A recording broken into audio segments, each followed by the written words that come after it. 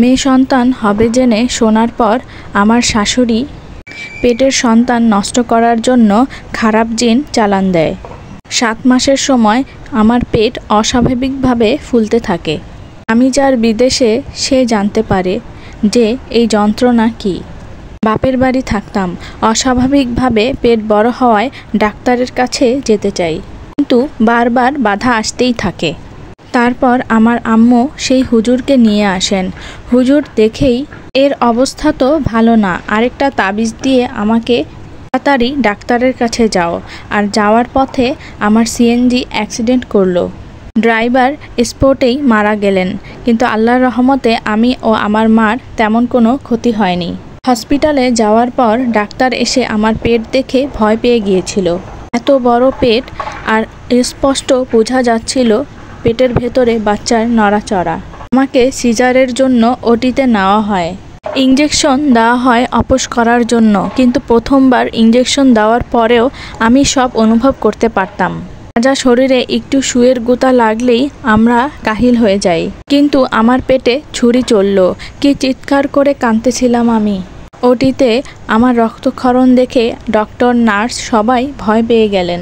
আমাকে দ্বিতীয়বার অপস করার জন্য ইঞ্জেকশন দেওয়া হয়।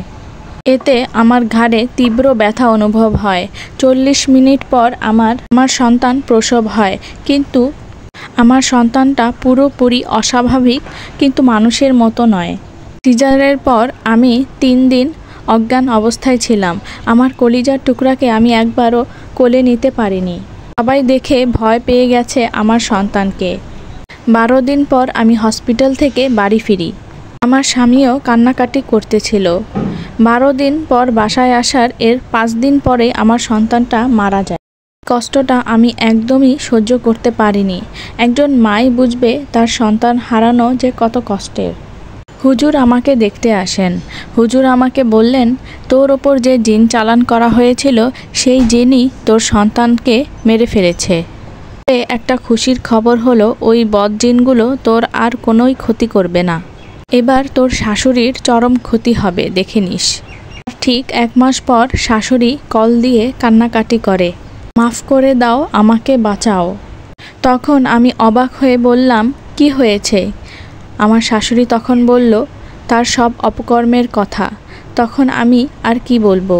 নিজের চালানকৃত জিনের সব শর্ত সে মানেনি, এজন্য জিনগুলো তার ক্ষতি করার জন্য উঠে পড়ে লেগেছে। আমি সবটা শুনে চুপচাপ ফোনটা কেটে দেই। যে আমার সব কিছু কেড়ে নিল, আমি কিভাবে তাকে ক্ষমা করি? 2 দিন পরে আমার ননদ ফোন দিয়ে জানায় আমার শাশুড়ির নাকি পুরো শরীর অবশ হয়ে গেছে। বারবার আমাকে দেখতে চাচ্ছে। 1 রাতের ব্যবধানে তার পুরো মুখ বাঁকা হয়ে যায়। আমার সন্তান হারানোর কথা শুনেও আমার স্বামী দেশে ফিরেনি, কিন্তু আমার মায়ের এ অবস্থার কথা শুনে সে 4 দিনের মধ্যেই বাড়ি চলে আসে। আমাকে বাপের বাড়ি থেকে নিয়ে যেতে আসে। আমি বাধ্য হয়ে যেতে। বিছানায় বাথরুম করে পড়েছিল, নিজের সন্তানেরাও তাকে দেখেনি। শরীর থেকে পচা মাংসের গন্ধ আসতেছিল। পাপের শাস্তি এটা। আল্লাহ ছাড় দেন, কিন্তু কখনো ছেড়ে দেন না। এখন এই নোংরা শরীরটাকে দেখলে যে কেউই ভয় পাবে। তাকে দেখে আমার একটুও খারাপ লাগেনি, বরং তাকে দেখে আমার ঘৃণা লাগতেছিল। একটা মা হয়ে কিভাবে পারলো আরেকটা মেয়ের কোল খালি করতে? এই স্টোরিটা একটা আপুর জীবন থেকে নেওয়া। কিছু কিছু শাশুড়ি মেয়ে সন্তান একদমই পছন্দ করে না। তারা ভাবে ছেলে সন্তানই তাদের বংশের একমাত্র বাতি। আপুটার শাশুড়ি ঠিকই তার সন্তানকে কেড়ে নিল, কিন্তু সে দুনিয়াতে তার শাস্তি ভোগ করে গিয়েছে। কথায় আছে না, আল্লাহ ছাড় দেয় কিন্তু ছেড়ে দেন না। এই গল্পটার প্রথম পর্ব আমি আমার কমেন্ট বক্সের লিঙ্কে দিয়ে দিব। ধন্যবাদ।